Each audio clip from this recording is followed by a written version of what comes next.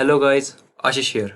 So guys, आप सब लोग पता है कि हमने एक नई सीरीज स्टार्ट की थी जिसका नाम है इस रिवीजन सीरीज। ठीक है, जो कि एमएसटी सीईटी के लिए है। ठीक है। सो आपका पेपर होने जा रहा है एमएसटी सीईटी का, वो 1 अक्टूबर से लेकर 15 अक्टूबर के बीच होने जा रहा है। ठीक है। तो जो भी अभी डिसाइड होना बाकी है। सो जो मेरा अनुमान है वो इस फर्स्ट वीक ऑफ अक्टूबर के बीच ये एग्ज़ाम होगा। ठीक है। सो आप अपनी प्रिपरेशन ऐसी रखें जो कि ये फर्स्ट वीक में अक्टूबर का पेपर है, ऐसे आप समझकर अपना प्रिपरेशन रखें। ठीक है। मतलब आपको 30 सितंबर तक अपना सिलेबस जो भी है आपका प्रिपरेशन एकदम रेडी रहना है आपको। ठीक है। सो आज की वीडियो में बेसिकली हम प्लेन्स के बारे में बात करेंगे। ठीक है, प्लेन्स के बारे में यहाँ पे हम बात करेंगे।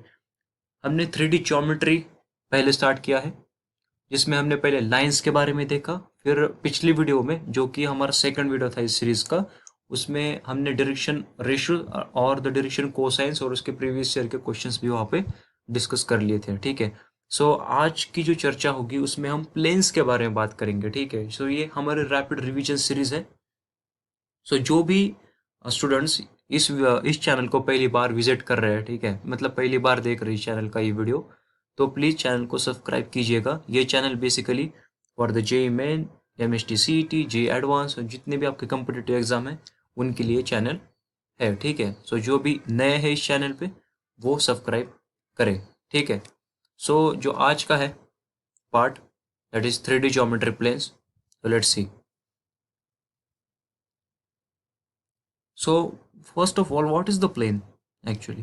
The plane is the surface such that the line joining any 2 points on it lies entirely on it. ठीक है, that planes can be determined by। अभी जो प्लेन होता है ना, वो बेसिकली ऐसे हम अज्यूम कर सकते हैं कि उस प्लेन में या स्ट्रक्चर में या फ्लैट, एक एक फ्लैट स्ट्रक्चर है, उस पे 2 पॉइंट है। 2 पॉइंट मिलाकर जो लाइन बन रही है वो एंटायरली उस प्लेन में अगर लाई करती है, उस स्ट्रक्चर में लाई करती है, तो वो एक प्लेन कहा जा सकता है। मैंने जो पिछला वीडियो था मेरा, उसमें मैंने 3D स्ट्रक्चर में जो कि 3 एक्सिस गिवन है, एक्स, वाई और द जेड, उसमें मैंने बताया था कि यार प्लेन कैसे होता है।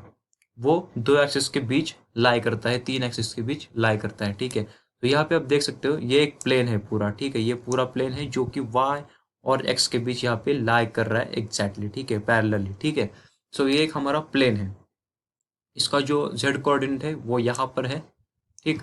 ये वाई कोऑर्डिनेट की लेंथ, ये एक्स कोऑर्डिनेट की लेंथ और ये जेड का यहाँ पर डिस्टेंस है। इस इतने डिस्टेंस पर जेड कोऑर्डिनेट यहाँ पे लोकेट है इस प्लेन का। सो बेसिकली ये एक हमारा प्लेन है। ठीक है। सो इस पे अगर कौन से भी 2 पॉइंट गिवन है, लेट्स सी ये 2 पॉइंट्स हमें यहाँ पे गिवन है, तो इनको अगर एक लाइन जोड़ रही है ये, तो अगर ये पूरी लाइन एंटायरली लाई करती है इस स्ट्रक्चर में, तो एक प्लेन है। ठीक है। सो हम प्लेन को डिटरमाइन कर सकते हैं बाय द 4 पॉइंट्स बेसिकली। जो 4 पॉइंट्स है वो है दिस 2 इंटरसेक्टिंग लाइंस, मतलब वहाँ पे एटलीस्ट 2 ऐसी लाइन होनी चाहिए जो इंटरसेक्ट करती हो। फिर आता है 2 parallel lines, a line and the point outside it, मतलब इसको हम बेसिकली यार नॉर्मल भी बोल सकते हैं। ठीक है। और द 3 नॉन कोलिनियर पॉइंट्स। अभी ये चारों एक ही प्लेन में हो, एक ही स्ट्रक्चर में हो, तभी तभी उसको हम प्लेन बोले, ये जरूरी नहीं है। ठीक है। इसमें से अगर एक भी यहाँ पे सेटिस्फाई हो जाती है तो एक प्लेन होता है। ठीक है। So what is the normal? Normal क्या होता है प्लेन में? The line perpendicular to the plane is called the normal to the plane. The plane has the several normals. They all have the proportional direction ratios. We require only direction ratios of the normal. अभी direction ratios क्या है, मैंने पहले जो पिछला video था, जो कि जो रिवीजन सीरीज है उसका सेकंड वीडियो में मैंने पूरा इस पे ही डिस्कशन किया है, डायरेक्शन रेशियोज और द डायरेक्शन कोसाइन पर। तो जिन लोगों ने नहीं देखा है, ऊपर आई बटन पे जाके वो वीडियो पहले देखे। ठीक है। फिर आपको डायरेक्शन रेशियोज यहाँ पे समझ आएगा कि एग्जैक्टली ये क्या रोल यहाँ पे अपना कर रहे हैं। ठीक है। So first of all, what is the normal? एक लाइन है जो कि प्लेन को परपेंडिकुलर वहां पे इंटरसेक्ट कर रही है या लाई कर रही है, उसको हम नॉर्मल बोलेंगे। सपोज ये प्लेन है, यहाँ पे ये ग्रीन एक प्लेन है। ठीक है। सो इस प्लेन पे ये देखो, ये पूरा 90 डिग्री यहाँ पे कर रही है एग्जैक्टली, ठीक है, इस तरह। सो ये हमारा एक नॉर्मल होगा ये लाइन, ठीक। सो इसको हम बेसिकली नॉर्मल बोलेंगे, और इसके यहाँ पे डायरेक्शन रेशियोज हमारे काम में आएंगे, ठीक है। नॉर्मल का काम क्या होता है कि इसके अगर डायरेक्शन रेशियोज हमें पता है तो यार हमारा क्वेश्चन वहाँ पे सॉल्व हो जाएगा, ठीक है, basically. So direction ratios of the normal to the X Y plane are 0,0,1। अभी ये कैसे आता है, मैंने पिछली वीडियो में वहाँ पे थोड़ा डिस्कस अच्छे से किया है, एक्सप्लेन भी किया है कि कैसे आता है, ठीक है, वो जाके आप वहाँ पे देख सकते हो। पर बेसिकली आप ये ध्यान रखियो कि एक्स वाई सपोज आपको प्लेन गिवन है, तो उसका जो नॉर्मल होगा, जो उस प्लेन में लाई कर रहा है, उसके जो डायरेक्शन रेशियोज होंगे वो होंगे 0,1, 0,0,1, ठीक है। सपोज यहाँ पे एक्स जेड प्लेन गिवन है, तो आप वहाँ पे गेस करो क्या हो सकता है। एक्स जेड गिवन है तो 0,1,0, ठीक। अगर वाई जेड गिवन है तो 1,0,0, ठीक है। सो ऐसे बेसिकली यार होता है, ठीक है। सपोज मैं यहाँ पे लिख देता हूँ, सपोज एक्स जेड गिवन है, तो क्या होंगे यहाँ पे डायरेक्शन रेशियोज उसके, उस नॉर्मल के, जो कि इस प्लेन में या इस प्लेन में यहाँ पे गिवन है 0,1,0, ठीक है। ये इसके होंगे जो कि एक्स जेड में यहाँ पे वो नॉर्मल यहाँ पे लाई कर रहा है, ठीक है। जो दूसरा है वो क्या होता है, that is Y Z given है। वाई जेड आपको यहाँ पे एक प्लेन गिवन है, उसमें एक नॉर्मल गिवन है, तो उसके डायरेक्शन रेशियोज क्या होंगे 1,0,0, ठीक है। तो आपको ये समझ आया होगा, ठीक है। तो बेसिकली आपको समझ आया कि यहाँ पे 3 पॉइंट गिवन है इस प्लेन में, पी क्यू आर, ठीक। उसका जो प्लेन का जो इक्वेशन होगा मैं आगे समझा दूंगा कैसे आया, पर आप यहाँ पे समझ सकते हो कि X plus B Y plus C Z plus D equal to 0। यहाँ पे जो ए बी और द सी है वो है डायरेक्शन कोसाइंस, ठीक है, जो कि यल यम यन थे हमने देखा था, ठीक है। और ये डी कांस्टेंट है, ठीक है। नॉर्मल आपको समझ आया होगा। सो जो इक्वेशन ऑफ द प्लेन होगा ये इस 5 मेन पॉइंट से बना जाता है, ठीक है। हम एक एक पॉइंट यहाँ पे अच्छे से एग्जांपल के साथ अभी डिस्कस करेंगे। ये वीडियो थोड़ी बड़ी हो सकती है, तो आप अच्छे से इस पूरे प्लेन कॉन्सेप्ट को अच्छे से समझिए, ये तो मेरा सजेशन होगा, ठीक है। और मैं ये आपको बता दूंगा यार 100% मेरी श्योरिटी कि ये वीडियो आप एक बार अच्छे से देख लेते हो तो आपका पूरा जो प्लेन का कॉन्सेप्ट है वो अच्छे से आपका कवर हो जाता है, ठीक है, सीईटी के लिए। So first that is equation of the plane passing through the point and the perpendicular to the vector. हम ऐसा एक इक्वेशन बनाएंगे प्लेन का जो कि गिवन पॉइंट से पास कर रहा है और परपेंडिकुलर है to the vector, the given vector, ठीक है। जो सेकंड है the vector equation of the plane passing through the point and the parallel to the two given vectors, ठीक है। मतलब ऐसा इक्वेशन फाइंड करना होगा प्लेन का जो कि एक पॉइंट से यहाँ पे पास हो रहा है और पैरेलल है टू गिवन वेक्टर्स से, ठीक। और ये जो टू गिवन वेक्टर्स है ना, ये एक दूसरे को पैरेलल नहीं है, ठीक है, ये प्लेन को पैरेलल है, ठीक। The vector equation of the plane passing through the 3 non collinear points. अभी नॉन कोलिनियर पॉइंट्स क्या होता है, आपको तो पता होगा, आइडिया होगा। अगर नहीं पता है तो आप सुनिए कि जो नॉन कोलिनियर होता है वो बेसिकली ऐसे 3 पॉइंट होते हैं जो कि यार एक लाइन में यहाँ पे प्रेजेंट नहीं है, ठीक है। मतलब उनकी जो रेफरेंस लाइन है उन पे ये तीनों एग्जैक्टली पैरेलली लाई लाई नहीं कर रहे हैं, ठीक है। इसको हम नॉन कोलिनियर बोल सकते हैं। नॉन कोलिनियर मतलब रैंडमली कहीं पर भी पॉइंट प्लेन में गिवन ऐसा समझ सकते हो, ठीक है, बेसिकली। सो ये इन 3 पॉइंट से गिवन, इन 3 पॉइंट से पास करने वाला प्लेन का हमें इक्वेशन यहाँ पे फाइंड आउट करना है। फिर फोर्थ है the normal form of the equation of the plane. मतलब जब नॉर्मल गिवन हो प्लेन में तो उसकी मदद से हम इक्वेशन कैसे फाइंड आउट कर सकते हैं प्लेन का, वो हम देखेंगे। फिर जो फिफ्थ पॉइंट है that is the equation of the plane passing through the intersection of the two planes. मतलब जब टू गिवन प्लेन्स है वो इंटरसेक्ट करेंगे, उन इंटरसेक्ट के बाद जो लाइन वहां पे बन रही है उससे वो प्लेन पास कर रहा है, उस प्लेन का हमें वहां पे इक्वेशन फाइंड आउट करना है। सो बेसिकली यार इसी 5 पॉइंट से आपको क्वेश्चन मिल जाता है, ठीक है, एमएसटी सीईटी में। सो हम अच्छे से अभी एनालाइज करेंगे एक एक पॉइंट को, ठीक। So let's see. So firstly, the equation of the plane passing through the point and the perpendicular to the given vector. So इसमें एक प्लेन होता है, उस प्लेन में आपको गिवन है एक पॉइंट और एक परपेंडिकुलर वेक्टर गिवन है प्लेन के लिए, ठीक है। जो कि परपेंडिकुलर वेक्टर मतलब मैंने बताया था, जो भी प्लेन को परपेंडिकुलर वहां पे कट कर रहा है वो क्या है, नॉर्मल है, ठीक है। सो आपको एक नॉर्मल गिवन है और एक पॉइंट गिवन है बेसिकली। सो उसकी मदद से हमें क्या फाइंड आउट करना है, the equation of the plane, ठीक है।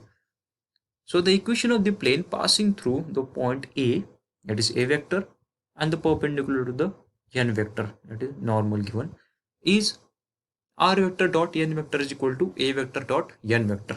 Suppose आपको प्लेन गिवन है, तो इसे यहाँ पे बोले एक पॉइंट भी गिवन होगा, तो ए पॉइंट यहाँ पे गिवन है, पी को यहाँ पे रेफरेंस लिया है, ठीक है। आर मतलब ये कहीं पर भी आप पॉइंट प्लेन में ले सकते हो फॉर आवर रेफरेंस, ठीक है। सो यहाँ कहीं पर भी एक पॉइंट ले लिया, एक अज्यूम कर लिया पी, उसको आर वेक्टर दे दिया, ठीक है। सो इसको मिला के जो भी वेक्टर होगा वो क्या होगा, ए पी वेक्टर होगा, जो कि बनता है R vector minus A vector. अभी इस दो पॉइंट को जोड़ने वाला लाइन होगा, उसका इक्वेशन आप क्या ले सकते हो, basically R vector minus A vector, ठीक है। तो ये होता है, और इस प्लेन को जो एक परपेंडिकुलर वेक्टर गिवन है वो है एन वेक्टर, ठीक है, जो कि हमें यहाँ पे गिवन है, it is perpendicular to the vector, ठीक है। सो यहाँ पे बोला है कि let P R vector be any point on the plane, मैंने बोला कौन सा भी आप रेफरेंस मान सकते हो, ठीक है। So A P, this A P vector is a perpendicular to the N vector यहाँ, राइट, यस। सो एक प्लेन है, उसमें एक लाइन गिवन है और यहाँ पे एक परपेंडिकुलर गिवन है, तो ये परपेंडिकुलर इस लाइन को भी परपेंडिकुलर है, ठीक है। सो जब दो लाइन परपेंडिकुलर होते हैं तब कंडीशन क्या होती है, उन दोनों का जो वेक्टर का डॉट प्रोडक्ट होगा वो होगा जीरो, यहाँ पे देख सकते हो, that is the AP vector dot N vector is equal to zero. So AP vector आप कैसे लिख सकते हो, मैंने बोला था ऐसे, दो पॉइंट्स जब गिवन है तो उसका लाइन आप कैसे लिख सकते हो, this vector minus this vector, that is are vector minus A vector, ठीक है, ऐसे यहाँ पे लिखा है। So R vector minus A vector dot N vector equal to zero, यहाँ पे आपने यहाँ पे सॉल्व कर दिया, आपका फाइनल रिजल्ट ये आ जाता है, ठीक है। This is the equation of the plane passing through the point A and the perpendicular to the given vector N vector, that is the normal, simply, ठीक। तो यहाँ पे टू पॉइंट्स गिवन है, that is equation R vector dot N vector is equal to A vector dot N vector is called the vector equation of the plane in the scalar product form, okay.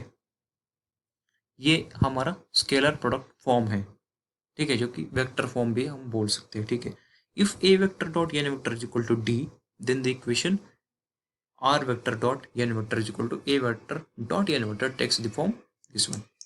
इसको अगर constant मान लिया या constant यहाँ पे put कर दिया तो इसकी जगह आप डी ले सकते हो, जो कि यहाँ पे रिप्रेजेंट किया है, ठीक है। तो आपको ये कॉन्सेप्ट समझ आया होगा, that is the equation of the plane passing through the given point and the perpendicular to the given vector, that is the normal.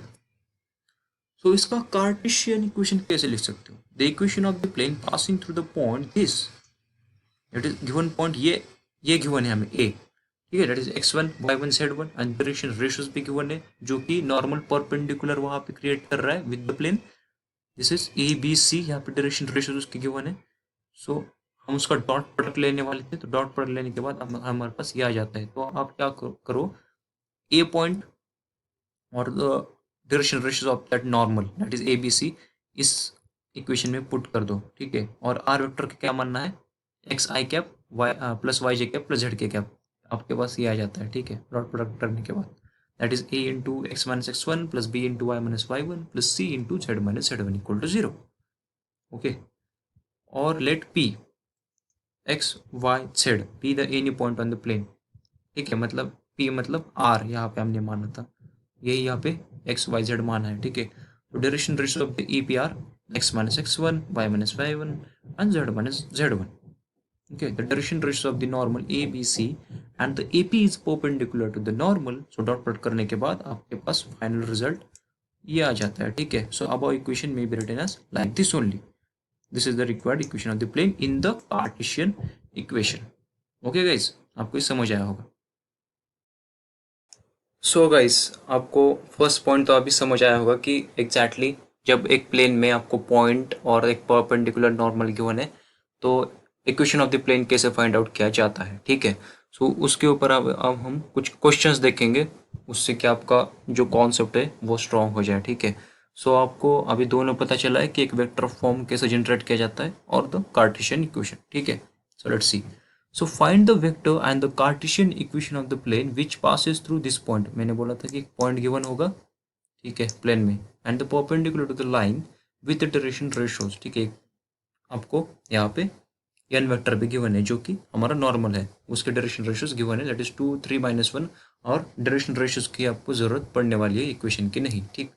So vector equation of the plane passing through the point x1 y1 z1 and the direction ratios, that is perpendicular line with the direction ratios at a b c, is r vector minus, मैंने बोला था r vector minus इस a vector जो कि point given है, dot dot product with the n vector, n vector is what, that is perpendicular line, that is the normal, this one हमने discuss किया था पिछले स्लाइड्स पे, ठीक है। सो ये आपको एक 3D स्ट्रक्चर गिवन है, इसमें बेसिकली आपको एक प्लेन गिवन है, ये उसमें आपको एक पॉइंट गिवन है जिससे कि ये प्लेन पास हो रहा है, और एक एन वेक्टर जो कि नॉर्मल आपको परपेंडिकुलर इस प्लेन को गिवन है। जो पॉइंट है वो है ए, that is x1 y1 z1, इसके कोऑर्डिनेट है।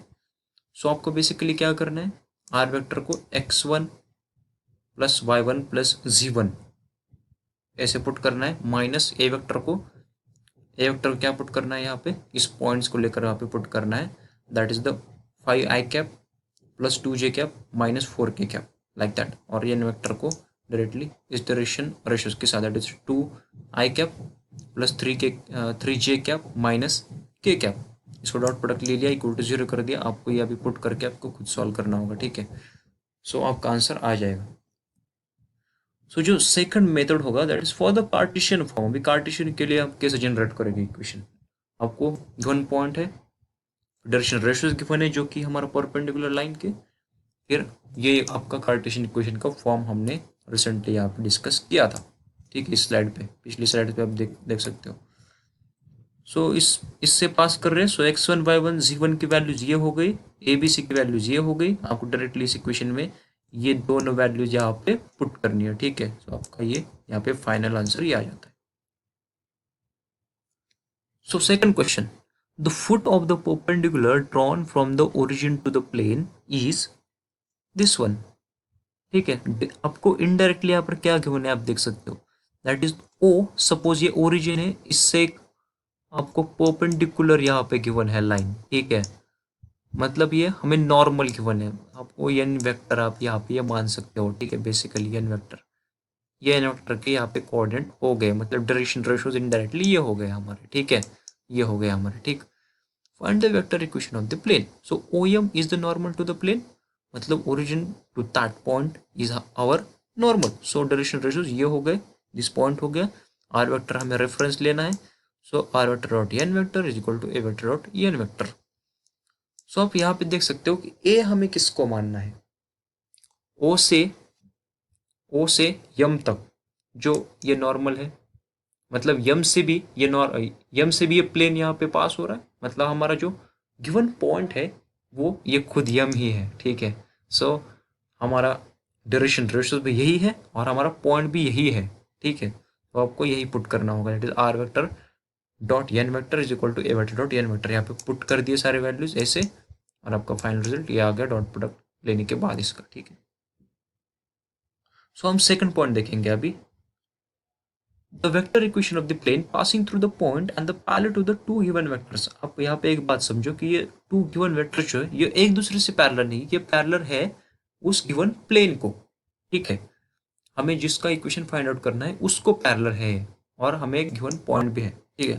सो आपको यहाँ पे देख सकते हो, आप यहाँ पर इसमें देखो, इस स्ट्रक्चर में, इस प्लेन में जिसका हमें इक्वेशन फाइंड आउट करना है, इसमें हमें पे दो वेक्टर्स गिवन है, सी और द बी, और जो गिवन पॉइंट है वो है एन वेक्टर।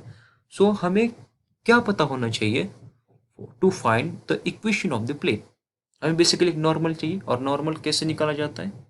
सो जब हमें उस प्लेन में दो यहाँ पे वेक्टर गिवन हो, that is B and the C, उसका क्रॉस प्रोडक्ट लेके हम इसका यहाँ पे नॉर्मल निकाल सकते हैं। सो B vector cross C vector directly हमारा यहाँ पे एन वेक्टर जो कि हमारा नॉर्मल यहाँ पे बन जाता है।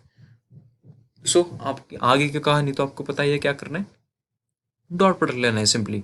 आर मान लिया, R vector minus A vector dot B vector cross C vector equal to zero, जो कि परपेंडिकुलर है इसलिए इक्वल टू जीरो रखा। ठीक है, सो इक्वेशन सॉल्व करने के बाद आपके पास फाइनली आ जाता है, that is the required equation for us. So B vector cross C vector, इसको ही मल्टीप्लाई किया, डॉट प्रोडक्ट कर दिया और इसको भी कर दिया, और ये left and right hand side में यहाँ पे शिफ्ट कर दिया। ठीक है, सो ये आप यहाँ पे एक पॉइंट समझो, as the A P vector that is B vector and the C vector parallel to the same plane, they are the coplanar vectors. Coplanar मतलब एक ही प्लेन में गिवन है, एक ही प्लेन पे लाई कर रहे हैं। ठीक है, therefore AP vector can be expressed as the linear combination of the B vector and the C vector.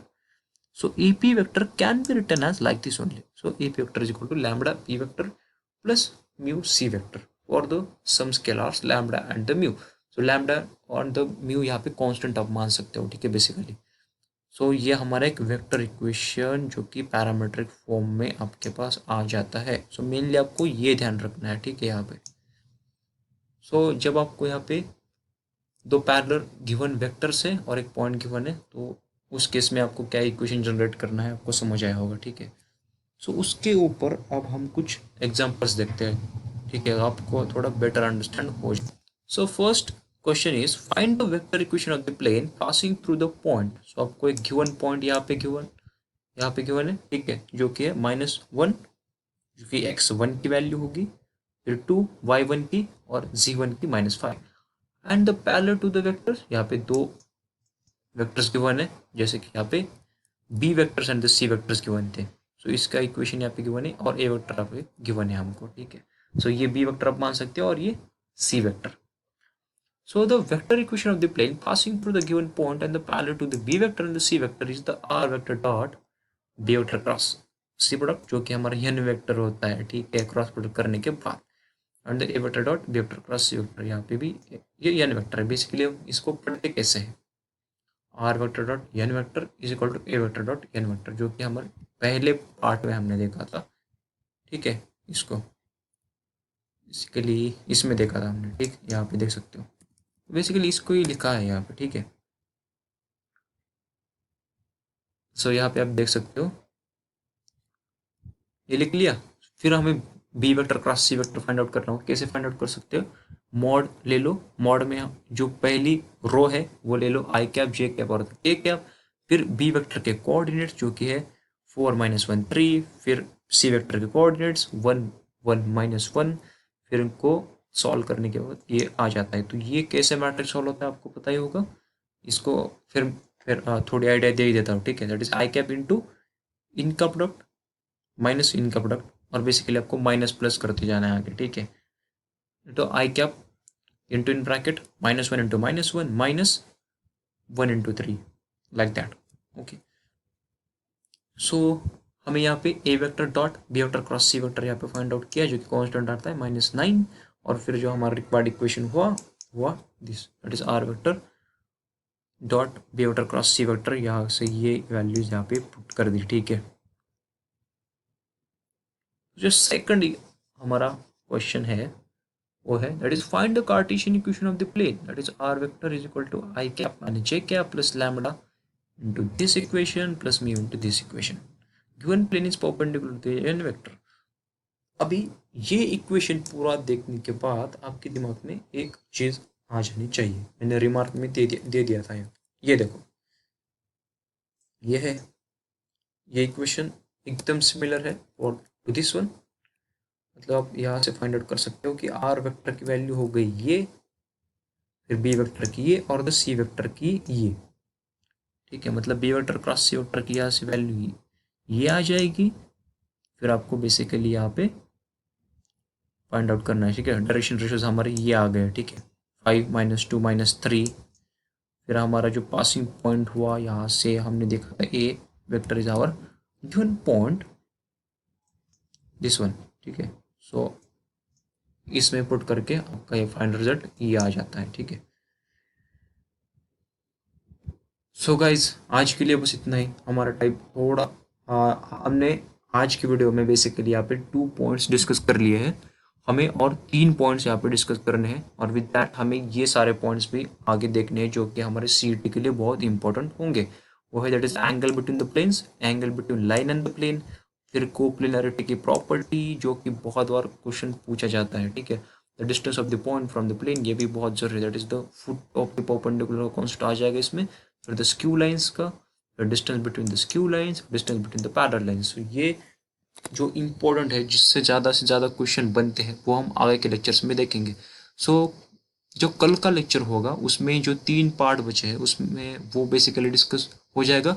मतलब कल की वीडियो में बेसिकली प्लेन ये कॉन्सेप्ट पूरा आपका खत्म हो जाएगा और उसके आगे के लेक्चर में ये सारे पॉइंट वाइंड अप करके हम यहाँ पे 3D ज्योमेट्री का पूरा पार्ट हमारा खत्म हो जाएगा। फिर हम कैलकुलस की तरफ चलेंगे। फिर जैसा ही कैलकुलस का पार्ट हो जाएगा यार, आपके वहाँ पे 50% जो मार्क है मैथ्स के, वो तो उससे इस सीरीज से आ जाएंगे, ठीक है। सो बाकी का रिवीजन तो आप कर ही रहे होंगे, ठीक है। सो आपको ऐसे ही बने रहना है। So thank you guys for listening me. अगर वीडियो पसंद आया हो तो लाइक कीजिएगा, कमेंट कीजिएगा और पहली बार कोई इस चैनल पे आया है तो सब्सक्राइब कीजिएगा। So stay tune, all the best.